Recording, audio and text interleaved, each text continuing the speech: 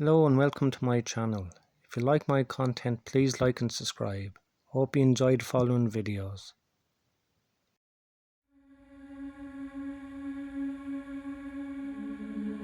When I was 20 years old, I lived in a very small one-bedroom apartment that I moved into when I turned 18.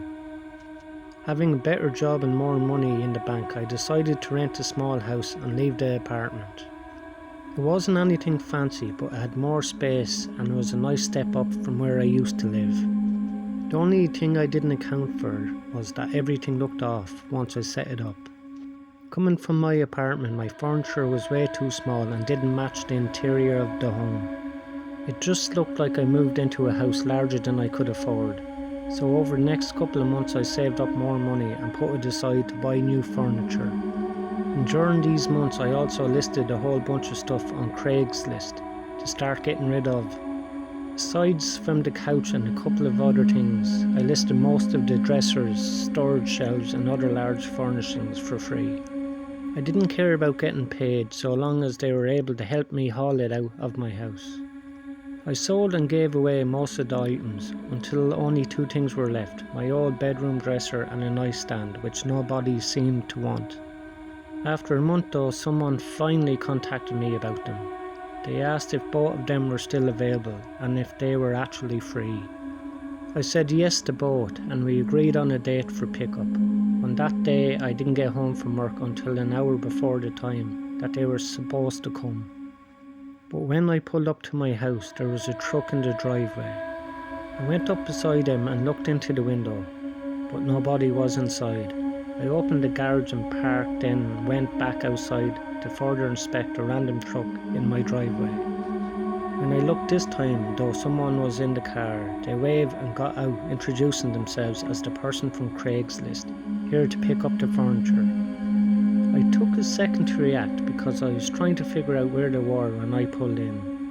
"You're an hour early," I said, to meet at 7:30.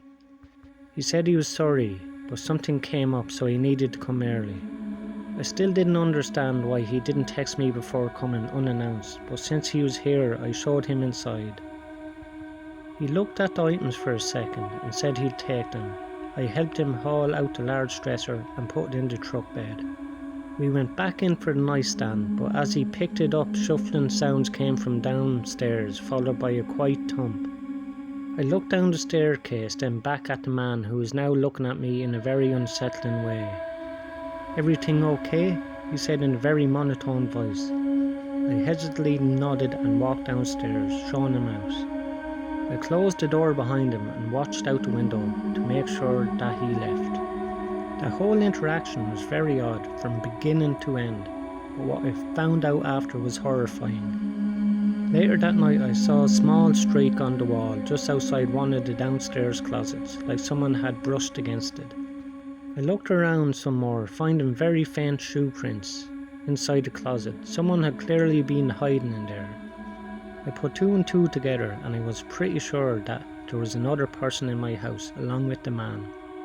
They broke in before I got home from work, and when they heard me pulling into the driveway, one of them hid in the closet while the other went back out to the car. The shuffling sound I heard towards the end was likely the other person leaving the closet. I had the police do what they could, but the two men seemed to cover up their tracks. I gave them descriptions of the one man I saw and the truck that he was driving, and that was that. It was a terrible experience, and after that I only used Craigslist when I could avoid meeting at my house. Otherwise I would just donate things or buy stuff off eBay. It feels like nowadays anyone can do anything and get away with it so easily, as long as they plan ahead.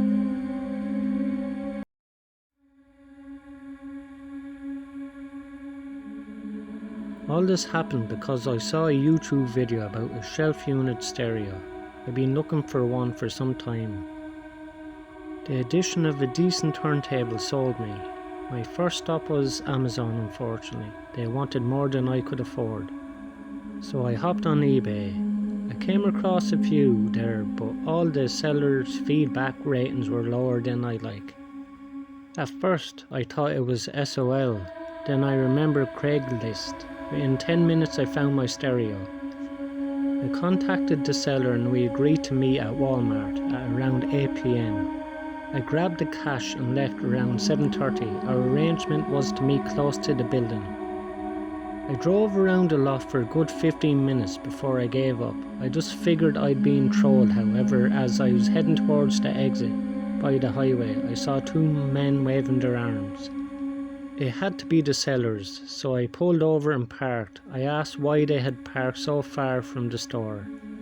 One guy claimed that there was no parking spaces when they arrived. From what I could see, there were plenty. I let it go though, there was no point in angering them. Maybe they were just stupid. There's plenty of folks like that around. The taller of the two men made small talk for a few minutes. I didn't want to be rude, so I humoured him. The moment he stopped speaking, I tried to get the sale in motion. While we were talking, I hadn't noticed that the other guy had snuck up behind me. When I pulled the cash from my pocket, I got a hard nudge in my back. This caused me to jerk upright. When I looked at the tall guy, he had a pistol pointed at me. My instinct was to yell for help, but the two guns suggested against it. It was obviously a robbery. The tall guy didn't have to ask. I handed the cash to him and he kindly said thank you. And I was hoping that was the end of it. They drove away and I was left scared and feeling stupid, but I was wrong. The tall guy demanded I give up my phone or he was going to hurt me more. It was a brand new iPhone. I reluctantly pulled it out from my back pocket and took one last look. The entire time the other guy didn't say a word. Now they had what they wanted. The two men got in the car and drove away. It left me shaking in fear and feeling like a fool. I convinced myself I'd taken the proper measures to prevent stuff like this from going wrong. But the moment they changed the plan, I went ahead anyway, despite any misgivings. Now I was minus $100 in cash and a $400 phone. Without the phone, I had to walk the 200 yards to the store to call the cops. The employees tried to be sympathetic, but I'm sure they thought I was stupid. The police arrived soon and took my statement. I respect them for being honest with me. We all knew the guys probably wouldn't be caught, and they haven't for almost 4 years. I have not yet heard of any arrest. I suppose I should be grateful that it didn't cost me more.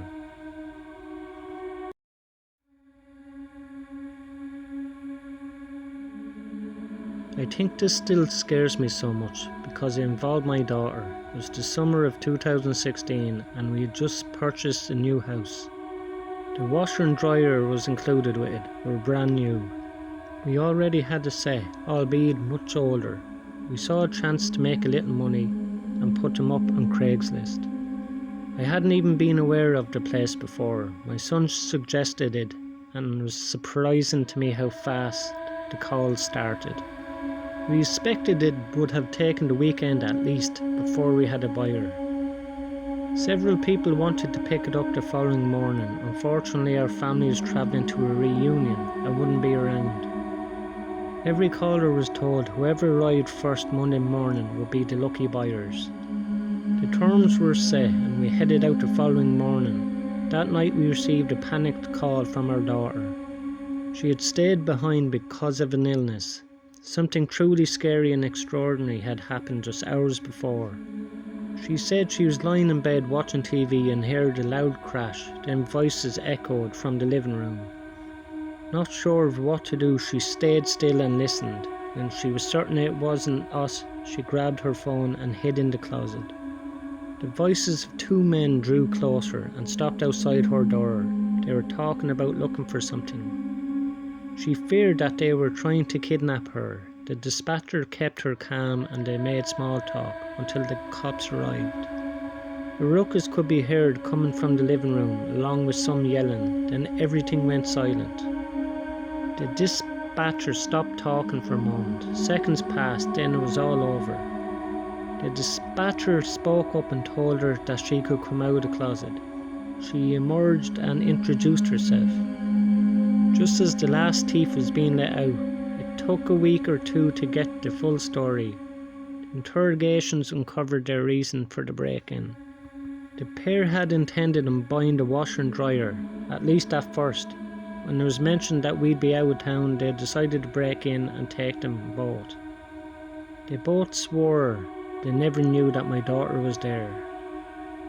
I thanked my maker they didn't know, telling what could have happened. After first making sure our girl was okay, we returned home that night. I remember shaking like a leaf the whole drive back. I jumped from the car before my husband could park it. The second I saw her, I gave her a big hug and didn't let go for a long time.